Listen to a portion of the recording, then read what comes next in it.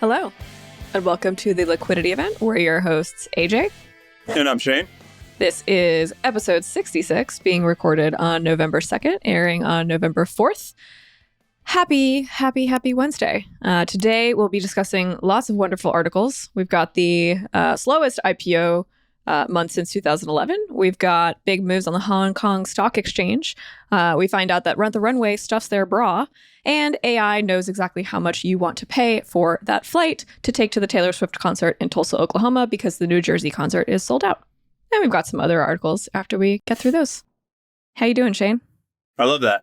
I'm great. Halloween. I'm at my sister's house down here in Houston, Texas. I'm in my nephew's bedroom. For anyone watching the video podcast, you can see lots of Batman and Nirvana posters and a gaming computer. So I encourage you guys to check this out. I have to remind everyone this is not my bedroom, I must say.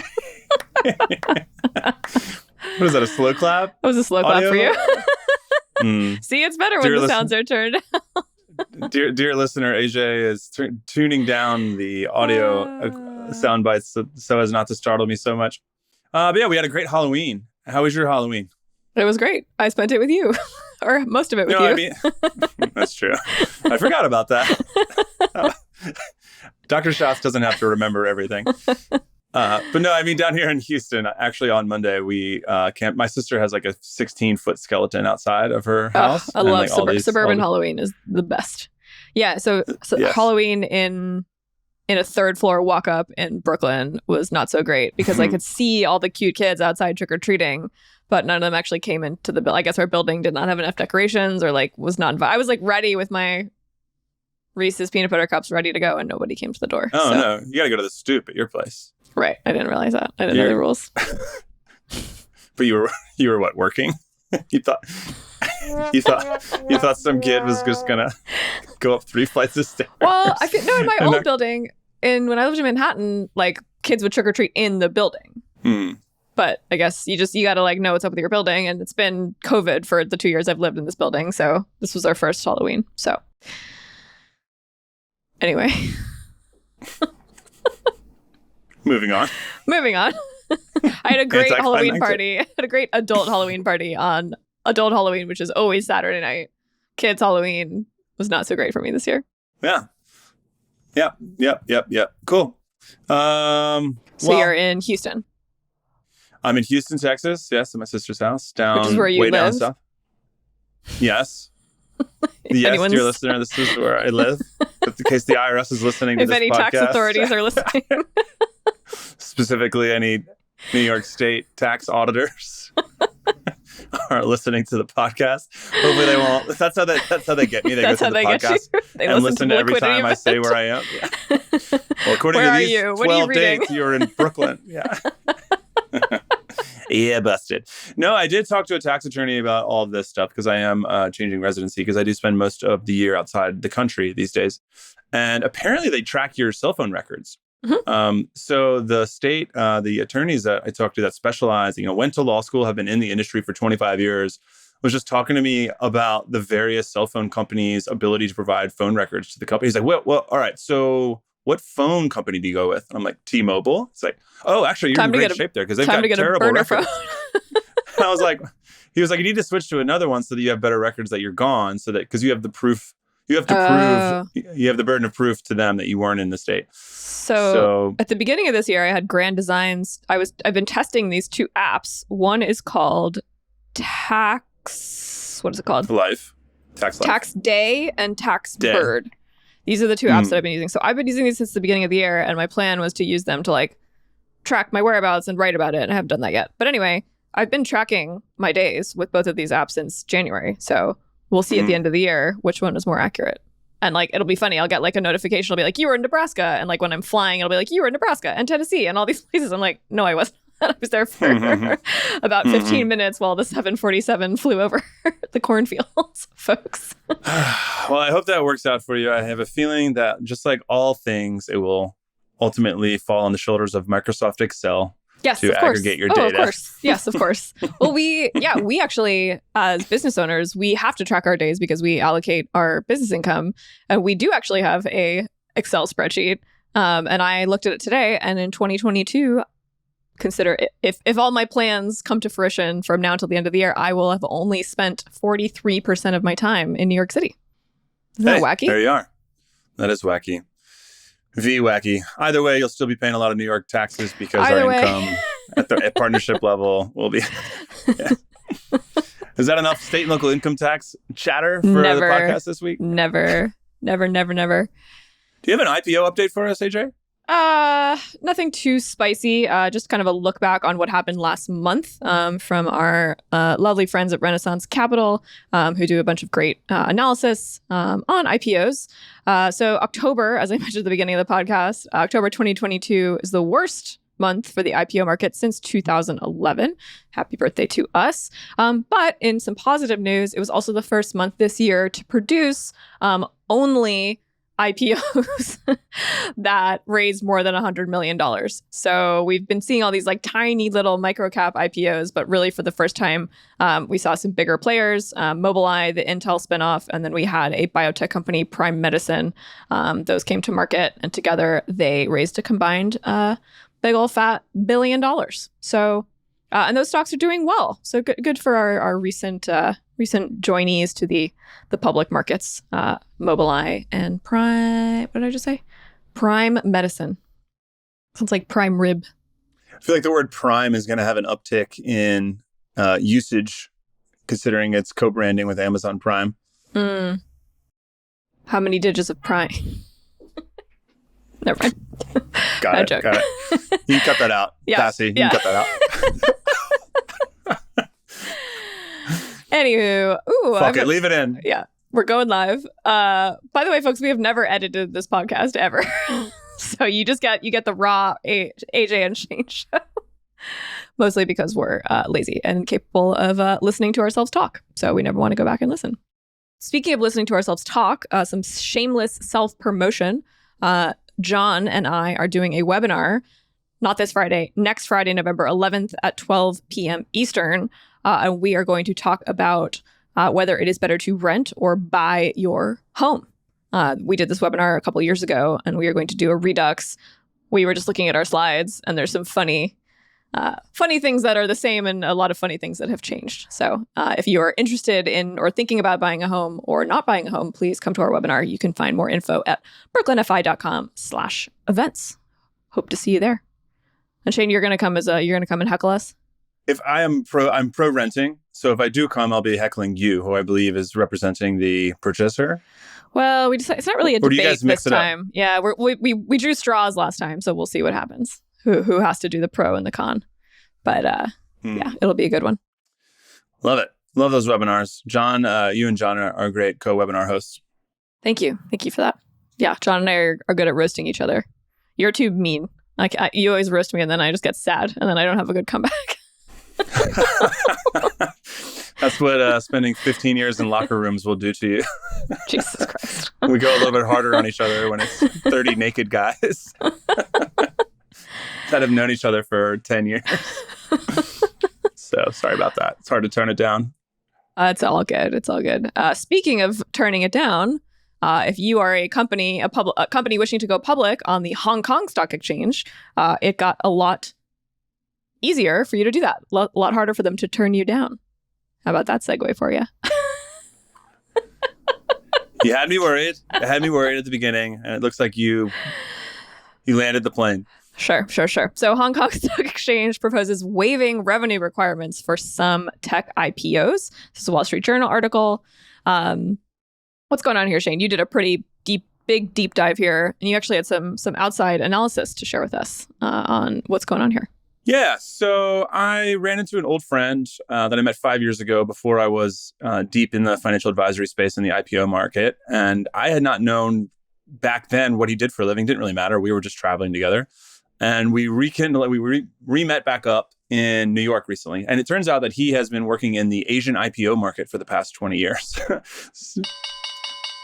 Precisely. So over some drinks, we caught up on the world. And then just yesterday, I spoke with him a bit about this article. I didn't really, this is an article about the Hong Kong Stock Exchange and what's going on in the IPO space. And I didn't really think it was going to be a spicy meatball for us on the podcast today until I spoke to him and realized the implications for the US market and its comparison and like where we're seeing China heading in the future. Why do we care about the Hong Kong stock market, which is obviously a part of China, which is part of Greater China now and is becoming more and more a part of Greater China since the Brits handed it back over? How is it different from the U.S. stock exchange? And I spoke with him about it. And essentially, the U.S. stock exchange there are much less restrictions on who can go public. And as long as you're regulated by the SEC's main prerogative is providing clear and consistent information to investors. Disclosure, that's all it's about, right? And everything is about disclosure. AJ and I's companies are both, all regulated by the SEC. And it turns out that when it comes to compliance with their rules, as long as you disclose something, that is 4/5 of the law. What's the possession is 9/10 of the law. So as long as you disclose things, then you are allowed to go public. You're allowed to provide adjusted EBITDA, as we'll discuss later on the podcast.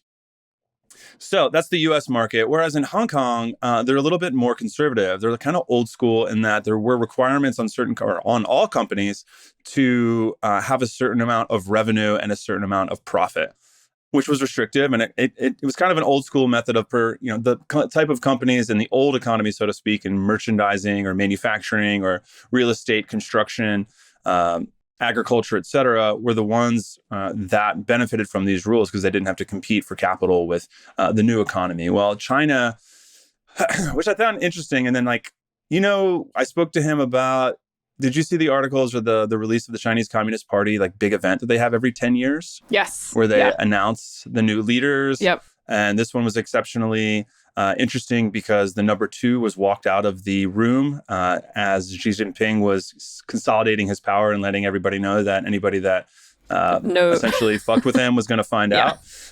So somebody found out. And then, but the other thing about those meetings, which is really interesting, is the focus on the rhetoric and the discussion that they go into in the CCP. And apparently all the rhetoric around this year's conference was around stability and resiliency. And these were the main themes in the conference. And it's all about how China needs to focus on not growth, but stability and resiliency. And the way that ties into the Hong Kong Stock Exchange is that they are looking to reduce their resilience or the reliance on the US and Europe and really just build things more homegrown.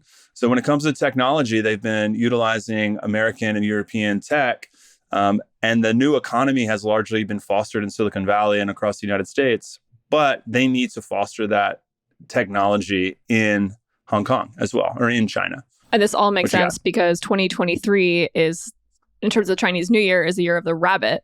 And what are rabbits known for? Stability, resiliency, multiplying quickly. So basically it's like hunker down, let's burrow in deep, let's allow tech companies with less impressive revenue to enter the stock exchange. Let's just multiply really quickly. Let's like bunnies, let's just create multiple generations and have as many players in this game as possible, hoping that a few will survive.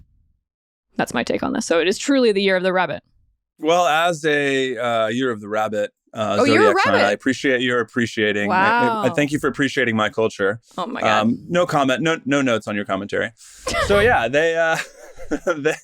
so China is fostering the new economy and they're trying to bring them in. So these revenue and profit requirements are not for all companies. They are for specially carved out companies. So if you're an old school company, you still need to have revenue and profits in order to go public. But if you are within specific industries, such as specialist technology companies, AI, cloud-based services, advanced hardware, advanced materials, new energy, and new food and agricultural technologies, then there are lower requirements for you to get out there and grow your company via a public offering. I guess the Chinese intent here is to stop relying on the US for chip manufacturing. We're going to talk about that here in a bit. Apparently, since our export block that we put in effect, the Biden administration put in effect in early October, a bunch of semiconductor companies in Chinese markets are all down 10, 15% because we're just using our soft power skills in the US to prevent the Chinese from developing military tech. Right. Their market just got dried up. Yeah. Yeah. So this is all about the U.S. This is all in a response to the U.S. exhibiting its soft power to minimize the Chinese hard power and political power over Taiwan, one of our biggest semiconductor providers, and Japan and the rest of our allies over there in the Pacific. Crazy, right? I didn't expect all that. We got to have Aaron on the podcast. I know. That he can that was a lot. like this. Yeah. So, regulation is interesting because like we see a lot of companies setting trends and regulations, right? Like Europe right now is setting a lot of trends in antitrust, right? We just saw that news about like the universal charger. So like the US is, for years, it was like, let's maintain trade relations with everyone. We rely on China for so many things. We need their cheap goods to fuel our, demand for consumerism. But now we're pulling back a little bit. So like, what is the ripple effect going to be of the US investing, in these massive companies? What's the city in New York where they're building the huge semiconductor or the chip factory? It's like on the lake. Clay, New York. Clay, New York. Like that. Yeah. It's like the butterfly effect. It's like that one thing happens on one side of the world, like this like massive shift over there. Like what am I trying to say? I completely lost my train of thought. Pull me in. Well, I mean, yeah, I got you. Well, I mean, there's a couple things that happened that kind of caused a rift between China and the U.S., right? Of course, the tariffs and the President Trump essentially standing up to Chinese abuse of America over the years. And then also with COVID, everything being manufactured in China made everybody realize that we need to onshore things or nearshore things, because in a true emergency, China will not allow the export of certain items outside of their country, especially when it comes to mission critical things, which is obvious. There's national security. And, with the CHIPS Act, we are now leaning towards producing our own chips within the United States. And China is looking to produce their own advanced materials that are necessary for, nuclear submarines, chips, aircraft carriers, all the things that go from, becoming a true superpower. Yeah. But it's like this they're basically lowering the bar to allow more innovation, right? Like that's the idea that companies need more funding quickly to develop this, like creating new technology is really expensive, right? There's a lot of R&D. We've seen that in the US like EV car, like electric vehicle market, right? So by lowering the bar, they recently allowed SPACs on the platform, so on the Hong Kong Stock Exchange. So that's going to open up a lot of, investors have capital. They're looking for that perfect match within that short time frame to potentially take some of these like smaller, maybe it's a couple of folks in a basement with a new idea of how to create, more computing power in a smaller chip. We should see that more of those companies go public and potentially compete with this now more robust US market because of all the government investment. Yeah. And, this is a reversal of the trend towards racing to the bottom when it comes to manufacturing things over the past 70 years. So the hollowing out of America, so to speak, might be reversed not by the fact that we have decided to impose tariffs on China, but the fact that China cannot produce their own things and it's more expensive. And we need to nearshore things for national security reasons rather than macroeconomic reasons. Kind of cool. Faux show. Woo, that was a fun deep dive. I just wanted to point out. Let's call it. Just one article this week, folks. Thanks for listening. Wait, before we do that, I was curious about the requirements to get onto the New York Stock Exchange or the NASDAQ. There's a bunch of tests you have to pass. You have to have a certain amount of revenue or market cap. But I just found it funny that the listing requirements to actually list on the New York Stock Exchange is basically like this like shitty Word document that looks like a syllabus that I got from like my freshman English teacher. Like the official like way to list your 8-figure company on the New York Stock Exchange is like this little like crappy PDF. So we'll link to that in the show notes. I just thought it was funny. Yeah, not every company has a 100-man finance team to help them get the New York Stock Exchange should, though. That's what they're all about. Oh boy! Breaking news, AJ. The Feds have their meeting today, and they are indeed raising rates by 0.75 percentage point again today. As expected. Fears are confirmed. Yes, so we're now looking at rates somewhere between 3% and 4%, 3.7% and 4%, which is the highest rates have been since 2008 when we were trying to slow down the economy ahead of that crash back then. So here we are. Any thoughts? On that, you glad you locked in a mortgage rate? Sure. I'm glad. Yeah, sure. I don't know. I have no more thoughts on that. We've talked about that pretty extensively. What I Yep, ad nauseum. do want to talk about is this article from The Information. The title is Particularly Egregious: How Money-Losing Tech Firms Redefine Profits.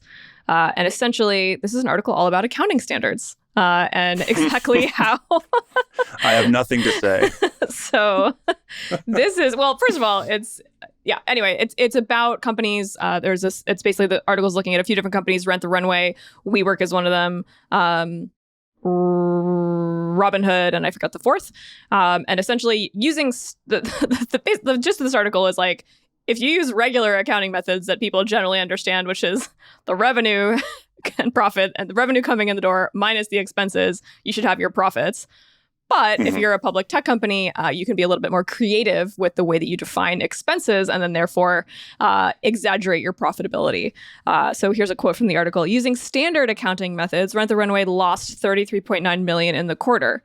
But according to their redefined method of accounting, which basically says that so Rent the Runway is for those who don't know, it's a subscription service where you can actually rent designer clothes.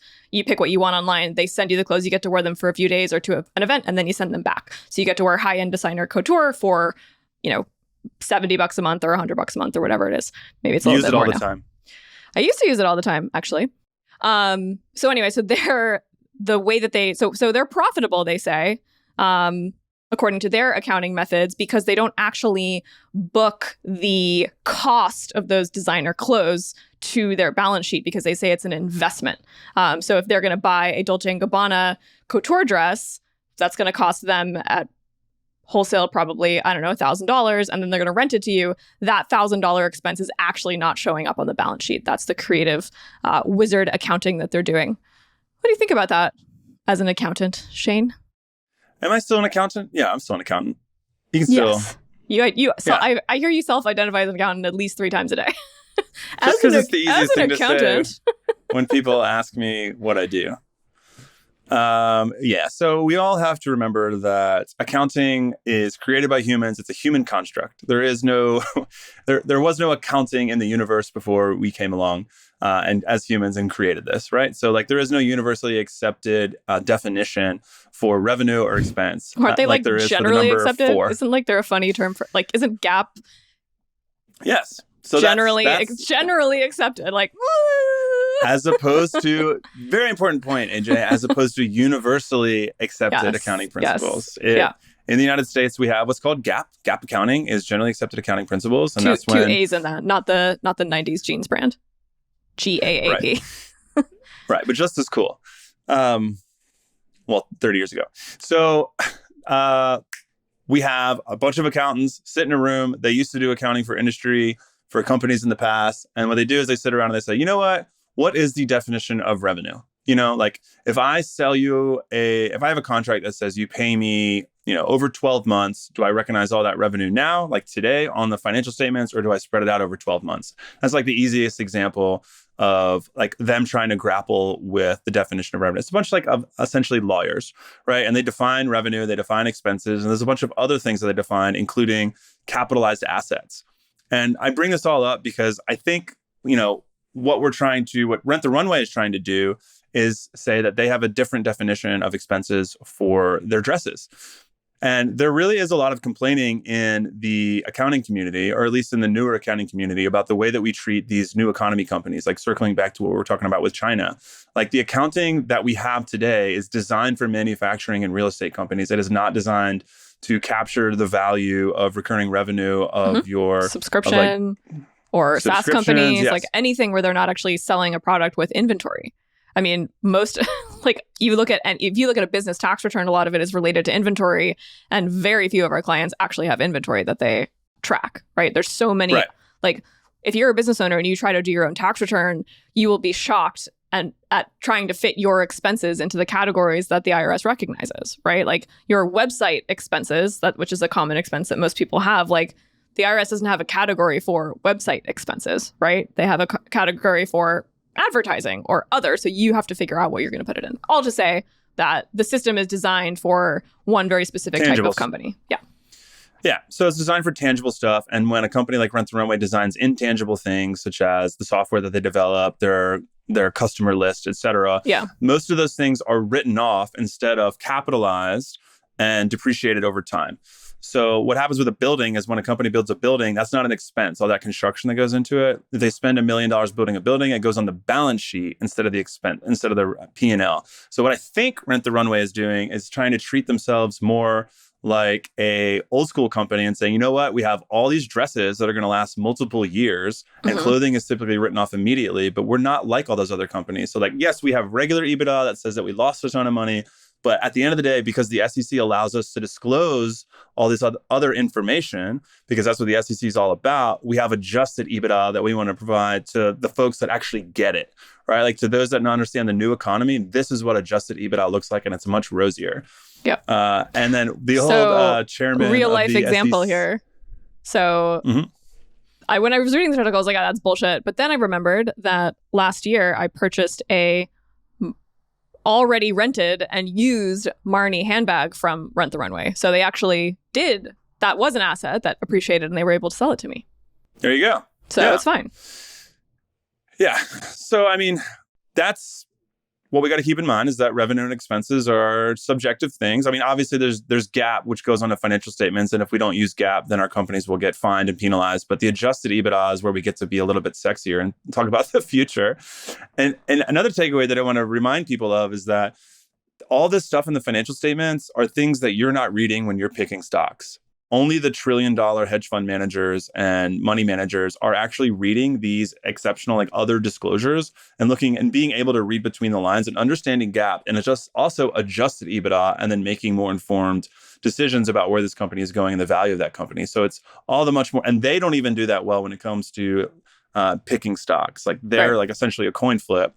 So if you think you can pick stocks better while sifting through the adjusted EBITDA of Rent the Runway, you have to admit to yourself that you're just going with brand and how you feel about that brand. And if you see your friends wearing it, et cetera, and like the story of the stock. Yeah. Let's look at a few other examples, though, because it's not just this clothing example. For example, Robinhood excluded more than $900 million it had to pay regulators in fines, as well as a $2 billion charge the firm took after it issued securities to investors to raise emergency funding when it was still privately held. So Robinhood on its year-end financial statements did not count the $2 billion.